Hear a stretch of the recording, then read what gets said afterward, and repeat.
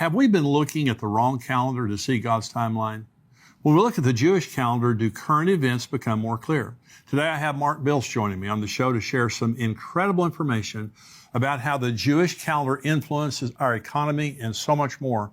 For access to today's entire show, become a subscriber at endtimes.com for only $7 a month. And I also want to remind you of my new book, Look Up. It's available now, and just visit the link below to purchase it. I'm Jimmy Evans. Welcome to the Tipping Point Show.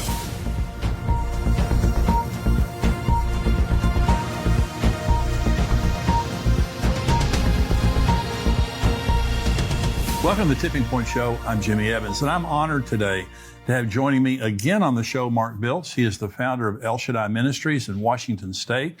He's a best-selling author of many books, including Blood Moons, which brought incredible revelation to the church about the world in the end times.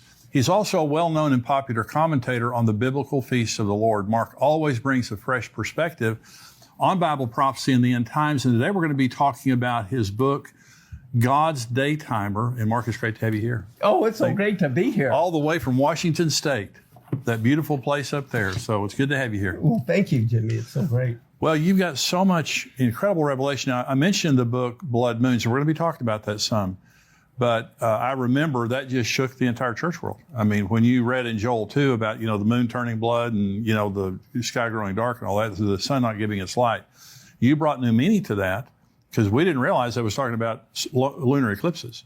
So it was a phenomenal revelation. So we're going to talk about God's Daytimer.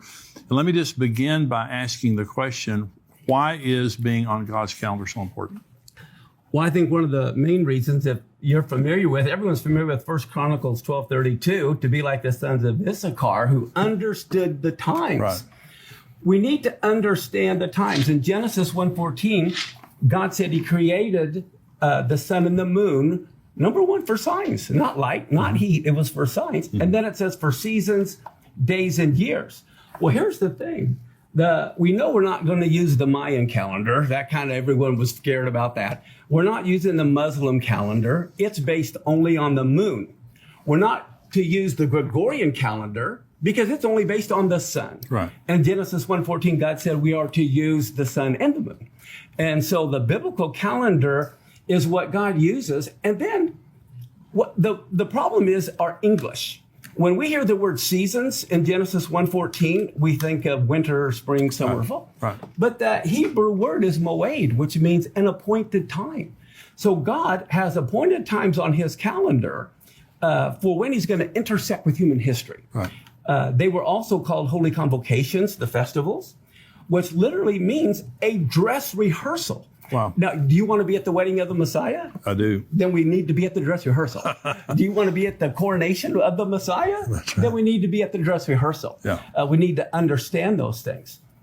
So it's phenomenal to me when you understand even Messiah's life, all the things that happened. One of the most horrible things that affects marriages is to have a child die. Right. Oftentimes there's a divorce or something happens when the child dies. And that's the most horrible thing to happen. But you know what? God, the Father, said, look, I'm going to determine what day my son is going to die. I'm going to determine what time he's going to die. And I'm even going to determine what songs will be sung at his funeral. Wow. So he had King David write the funeral hymn 1,000 years before he even came.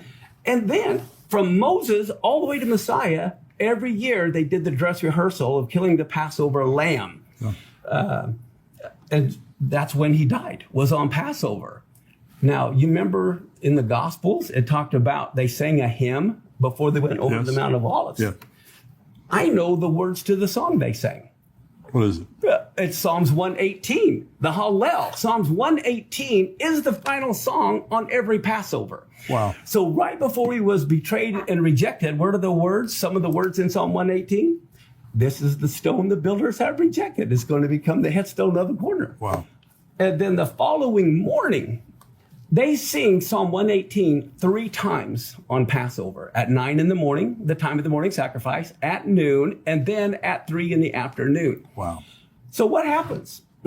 At 9 in the morning, and Josephus says there were 1 million Jews that came during the time of the Messiah. Yeah. And so there's a 1 million member choir all singing Psalm 118 at 9 in the morning. And what are the verses they're singing? Here Yeshua is being tied to the cross. Wow. He's being bound. At the very moment, the high priest is binding the Passover lamb to the horns of the altar. And then what are they singing? The last verses of Psalm 118 is, bind the sacrifice to the horns of the altar. So Yeshua's hearing all these people saying, bind the sacrifice at the very moment he's being bound, at the very moment the Passover lamb's being bound. And then at noon, think about this, that's when the lights go out. The sun turns to darkness. Right.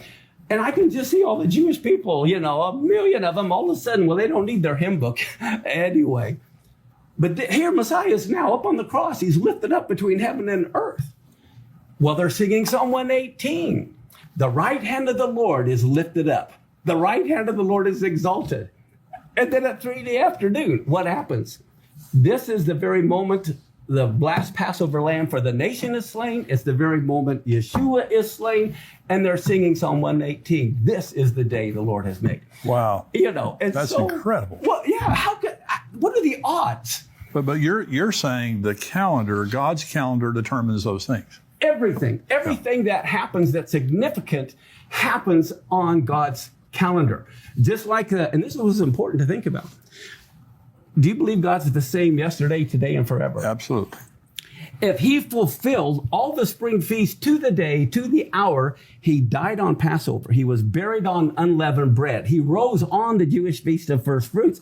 And then Shavuot, or Pentecost, most Christians don't even know the Jews have been keeping Pentecost for 1,500 years. Right. And what did Peter say? Well, these guys aren't drunk. It's 9 in the morning. That's the time of the morning sacrifice. Yeah. So even it happened. Well, if God's the same yesterday, today, and forever, if he fulfilled the spring feast to the day, he'll fulfill the fall feast to the day. Right.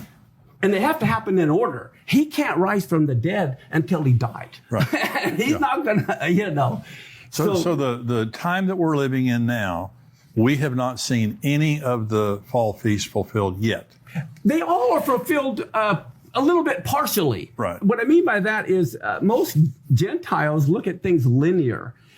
In the Jewish view, it's more like a slinky. You know, think of it as you repeat circular, but it's at another level. So you see it differently. Because I believe in one sense that Yeshua was literally born on the Feast of Tabernacles. He tabernacled among men. And I can prove that in the Bible. You know, and then of course in John 7, was at the Feast of Tabernacles, you know, when he spoke that thing. So there's multiple fulfillments.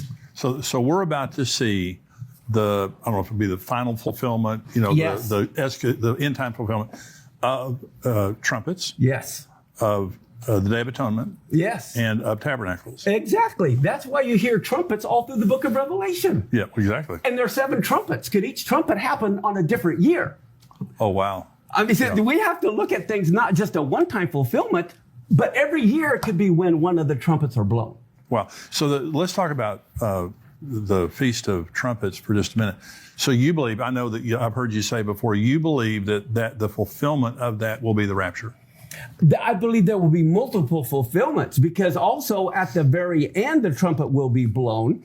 And then at the end of the millennium, the books are opened again. There's another resurrection of the dead. Right. But I believe that the Feast of Trumpets is when the resurrection of the dead will take place. So let's talk about, you're talking about economic cycles that are tied to God's calendar.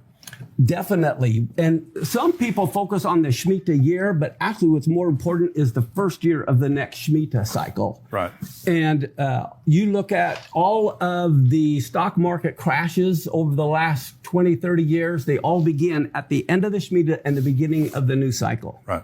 So this would be, now we're living in right now a Shemitah year. Is that correct? The Jubilee year. Jubilee year. Last year was the Shemitah year. And this is Jubilee year. This is the Jubilee year. And what do you think is significant about that? This is huge. When you look at gears, separate gears that are all moving, this last Rosh Hashanah, all the gears lined up. It was the first year of a new Shemitah cycle. Okay, and that is the Feast of Trumpets. Right. Well, then Yom Kippur is when you declare the year of Jubilee. And so Yom Kippur was fulfilled, with the year of Jubilee being proclaimed. Then tabernacles, every 7 years, you read in Deuteronomy, I believe 29, is the Hakel. Now, the Hakel is when the king of Israel's responsibility was to gather all of his people together to hear the law being read. So here you have a new Shemitah cycle, trumpets being fulfilled in one sense, it's a new 7-year cycle. Right. Yom Kippur being fulfilled, it's the year of Jubilee, the Hakel. And then the events that have been happening, we're supposed to know the time and seasons. Right. Well, the big earthquake that happened in Turkey, that just happened on what is known as the 15th day of Shavuot. And that's huge because that's the year of the trees.